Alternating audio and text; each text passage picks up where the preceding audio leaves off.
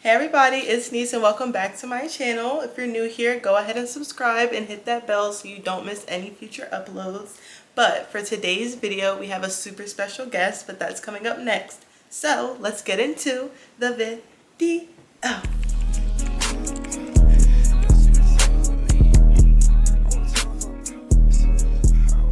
So as I said, for today's video, we're going to be sitting down with someone super special, my cousin, new 𝙸𝚝'𝚜 star, Duke of RnB. We're going to get into his journey, where he started, and where he's going. Cousin. Hey cousin! Welcome to the channel. How are you feeling? I'm feeling good. Feeling good? Perfect. Yep. Alright, so these first few questions are going to be super light. We just want to hear, where did you get your name, Mr. Duke of RnB? Where did that come from? My childhood nickname was Duke. Okay. You know, my dad's name was Duke, but when I was born, you know, I became Little Duke. Okay. Duke boy, you know, so I never really liked that nickname Duke until, like, you know, I got older and understand, like, okay, Duke is royalty. You know what I mean? I'm not a prince, I'm not the king yet, you know, I'm Duke, but I'm getting there. You know, so I just want to bring real R&B back. I like that, and that's fitting since you're the new outbreak artist of R&B. So next question, when did you realize you were so talented? Like, when did you realize that music was something you wanted to pursue? Well, I grew up singing in church all my life, so I mean, I just always loved singing. It just became a part of me. Like, if I wasn't singing, then you know my day wasn't really going good. Okay. So, and then I started doing musicals and plays and stuff in high school and middle school. And I just fell in love with it. Okay. Once I got to college, I was singing in, you know, choirs. Yeah. And then I was like, you know what? I'm gonna start making my own music. Yeah, this was something you wanted to take serious. Okay. So for our next question, do you feel like your music represents the real you? Yes, of course. Okay, and why would you feel like that? Because I'm creating music that reflects who I am. Okay. You know, and it's that honesty that naturally makes my sound unique. Okay. So it's all derived from real experiences, is what That's you're right. saying. I love that. Okay. For this next question, is your style something you had planned or something that kind of found you? I think it kind of found me. Okay. Cause you know I listen to all types of music. Yeah. Every genre, any genre you can name, I listen to. If it's good, if it sounds good, if it has a message, I love it. I want to listen to it. Yes. You know, yeah. So, but I would say like my top genres that I love are R&B and gospel. You know, so I just love that soul. I love the emotion. I like music that make you feel. You know, so I'm really starting to blend the two. You know, so that's kind of like the next and the upcoming project that I have coming. I love that. Yes, yep. Perfect balance between gospel and soul. Oh my gosh, I feel like that's such an untouched territory, really. And those who do touch on it, it's usually those few, you know, unique voices of our generation. So I'm excited for what you have coming. I'm not gonna lie, guys, keep an eye out for the new drop. Okay. Stay tuned. Sounds like a really exciting project. Okay, so for our next question, what part of your personality do you feel like shows up the most within your music? I feel like the part of me that my mama raised. Oh, okay. You know what I mean? Like that man of God, you know, in all of my music, even in my music that talks about heartbreak. Like, you don't ever hear me calling a woman out her name. Like, you know, it's respect, it's true feelings, how I feel. You know what I mean? You know, we're human. We have mind, we have a will, and we have emotions. Yes. You know, so, you know, I let my emotions out. Yes, and I feel like a lot of the music that I did drop, I had to drop because I had to release that stuff off my shoulders. It was so heavy, you know. So, and once I released it, and just hearing feedback from, you know, my viewers and my listeners, you know, about how they resonate with it so much, it's like, okay, I definitely didn't just write this and release this for me. It was for somebody else too. Okay. This was like your outlet almost to really just let yourself speak freely and just put it out there, and it turned out to be something that really was meant for you. I love that. Yep. So for these next few questions, I just want to get a little bit more into kind of your mindset when you started. So what's one of the hardest truths you had to realize getting into music, like becoming an artist, getting into the game? What was one of the hardest aspects of it, would you say? I would say the hardest aspect is the marketing. Okay. Getting your music out there, you know, connections, networking, you know, getting into the music industry requires money. Yes, that's true. true. You need a lot of money. If you don't have money, you're not going nowhere. You know what I mean? Right. You know, so, and then we also know about the current issues that's going on in the music industry, and you know, the stuff that people have to do to get in. Right. You know, I decided to go the independent route. You know, I can do this on my own. If it's meant for me to be an artist up there on the stage singing, you know, of course, yeah, I desire that. Right. You know, but if that isn't in God's will for me, you know, then I accept that as well. Have you ever doubted your voice or your direction as an artist, like your sound? Yes. Why? You know what? I always say this. I always say that I am my biggest critic when it comes to my music. And you know, should, yes. And like I will sit and ponder on a song before I release it for like years. You know, just constantly just nitpicking at it. Like, oh, I don't like how this sound. Oh, these harmonies is not on point. Oh, I need to add another harmony. Oh, I need to, you know. Right. And it's like I do all this mixing to it and changing it up, and then end up right back to the original version that it was, that authentic version before I added everything else on there. You know what I mean? It's like, you know, I'm really hard on myself, you know, and I doubt my voice. I've been discovering my voice. Yes. I've been discovering my sound, you know, and I think it's easier too now that I have my own equipment and I'm, you know, producing my own music. You know, now that I can do that, you know, I'm discovering who I am. Who is Duke? Who is the Duke of RnB? Yes, you know? that creative freedom. Yeah, absolutely. I like that. What is something you feel like people often misunderstand about your music? I would say that when they listen to a song or you know, one of my tracks on my album, a lot of people think that I have a woman featured on my songs. I do not. I have a wide range. Yes. I can sing high. I can sing low. It's me Those hitting all the high harmonies, notes. yes. It's me. Yes. Yeah. So now we're gonna get a little bit deeper into the meaning behind your songs. So like as far as your R&B side, where do you feel like you derive a lot of your R&B sound from? I would definitely say that gospel.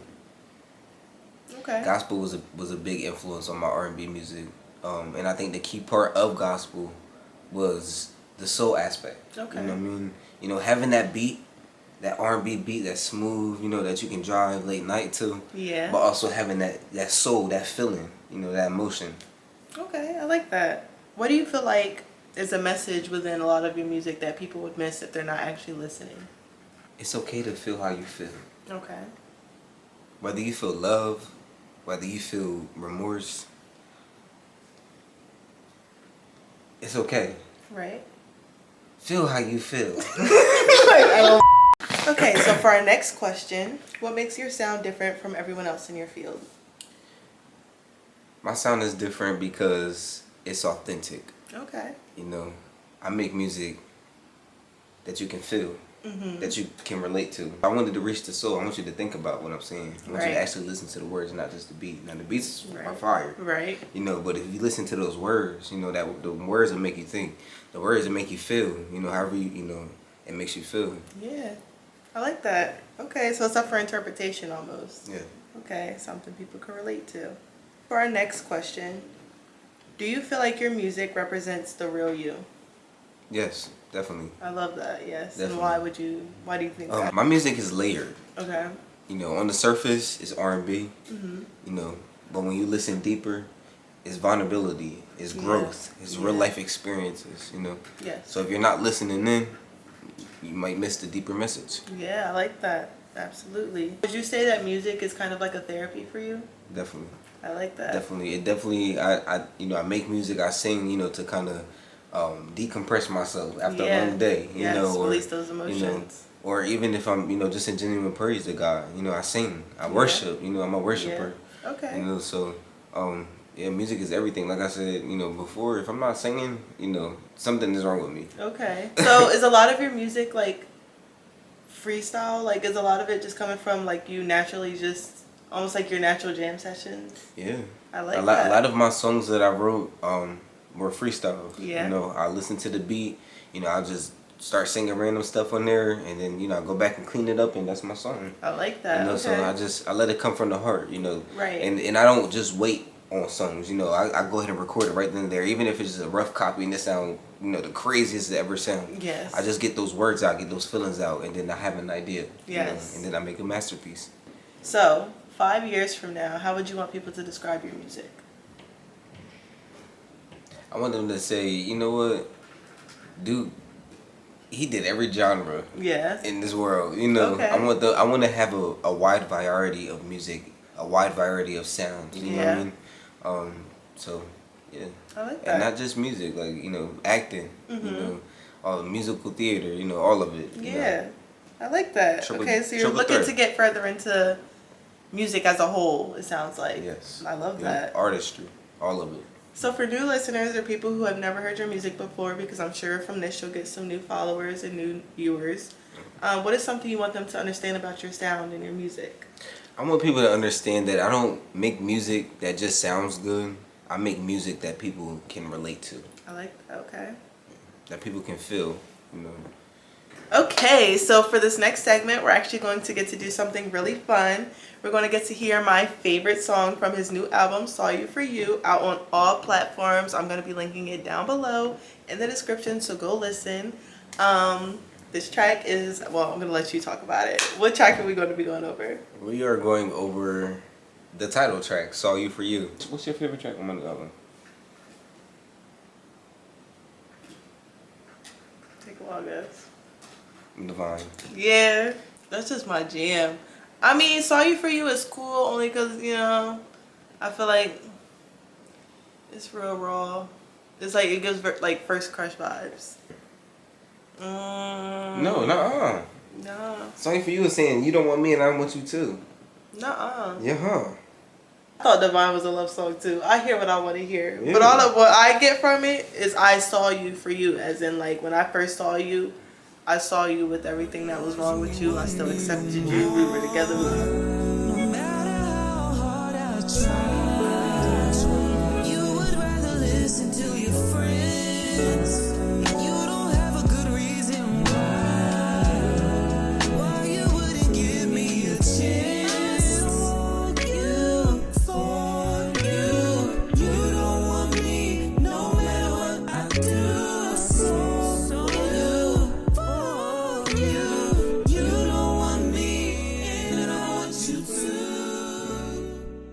Exactly. Yeah, like you saw her for her all her faults, but she wasn't doing the same for you. She was very inconsiderate, very one-sided, very, you feel me, you rather listen to the world than listen to your partner. And I was doing all I could for you. So yeah, now I don't want you because you don't want me. But obviously was together because there was something there at first. So I thought, you feel me, I saw you for you. Come on. That's what says up for interpretation for real. In 2015, this was around like my sophomore year in high school, I met this young lady. I met her actually at, it was like a junior theater camp. Yeah. You know, while we were in high school, the kids who were in dramatic arts, we all got to go to the Levoy Theater in Millville, New Jersey to do one of their, you know, theater camps. I love that. And she has such a beautiful voice. She was a beautiful singer. I'm not gonna mention her name, but A real High School Musical story. Yeah, if she sees this, she's gonna know it's her. But yeah, I just fell in love with her, you know, and I just always wondered, like, dang, like, why can't you just be mine? You know, at one point, like, we were working towards that, and you know, to be honest, I made a mistake because I was young, I was dumb, you know, but yeah, it's about her. So I feel like the lyrics is pretty much to the point right there, you know. No matter how hard I try, you know what I mean? No matter how hard I try to show you that I changed, show you that I could be who you need me to be for you. Yeah. You know what I mean? Like, you know, you would rather listen to the next person. Yeah. You know what I mean? You don't even have a good reason why you don't want to be with me. Right. You know what I mean? Why you don't want to give me a chance, you know? It's just that, no, you know, oh, I'm not ready. You know, when are we ever ready in a relationship? You know what I mean? That's the whole point of a relationship. If we can't not get along and if we can't disagree, you know what I mean? If we can't come to a common ground, you know, with each other, then you can't be with each other. All right, so now I want to talk a little bit about your chorus. Let's get into the chorus. You know, when you first get into a relationship, you see, you know, you guys got that lovey-dovey stage. Yeah. You know what I mean? Everything just seems perfect. Everything seems like it's fairy tale. You know what I mean? But, you know. Honeymoon phase. Yeah, but like, in this moment, it's like when I seen outside that honeymoon phase, when stuff started getting dark, when we started disagreeing, you know what I mean? I seen you for you. I seen you for who you really was, you know what I mean? Past that lovey-dovey stage. Yeah. You know, and you don't want me. I mean, and that's the truth, and that's okay. You know what I mean? And the real of it is, I don't want you either. I'm not going to keep, you know, chasing you. Yes. I did all the chasing I could, you know what I mean? Yes. And it's like, you know, if you don't want to move forward, if you don't want to trust me, then, you know. There's nothing we can do more than that. Okay. Shit. Bye. So that was Saw You For You, the title song for Saw You For You, the album. Again, out on all platforms. It'll be linked below. Go listen, go listen. But I actually want to get into another song if that's okay with you. Yep. So this is actually derived from one of my favorites from Duke of RnB. His first song, but he switched it up a little bit and it now has a nice new vibe to it. This is Be Mine, comma, Divine. And yeah, we're going to talk a little bit about that because you have this one part in it where you just go straight a cappella. And I can say that coming from the original, I was against this song. But when I heard it, oh my gosh. Is it okay if we hear it? Yeah. All right, let's play it. Oh, that lady is fine. Divine.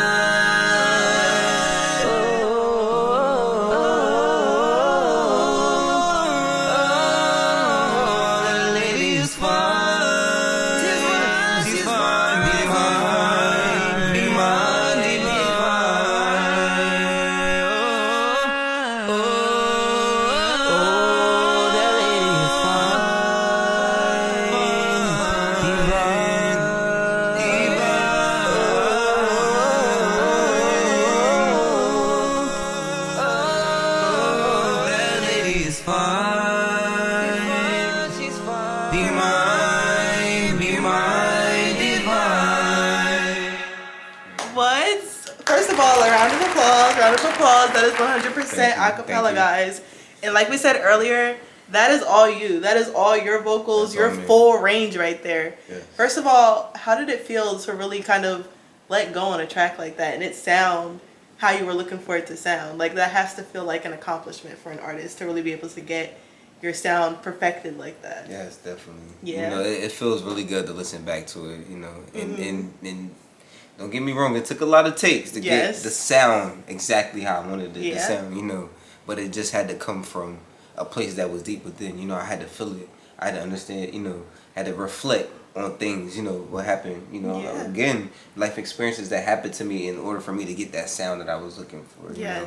That first feeling that you have when you see somebody, the person that you feel like you're gonna love for the rest of your life. Yeah, well, like when the world stops almost, and that's what I got from it, because like you said, like the music kind of melted away, and that was just pure emotion there, and I was just like, wow, like, okay, you know. So I really wanted to commend you on that, and again, thank you so much for coming on the channel today. I've enjoyed talking to you. Thank you guys for having me. I enjoy, you know, getting to introduce you to my viewers, guys. I'm going to link his recent project in the description below, but go listen to every other project as well. I'm telling you, Duke of RnB is going to be a household name soon, and I want you guys to hear it first. Again, thank you guys so much for watching. Today we had Duke of RnB. All right. If you guys enjoyed and you want to see more of Duke of RnB, go subscribe to his channel. He will be releasing some more content soon, so you guys will get a little bit more of him other than the music. Yes. Beyond the music, if you will. Subscribe, hit that bell so you don't miss any future uploads. I'm going to put your socials down below, his Instagram, TikTok. We'll see you again soon. Bye. Thank you guys.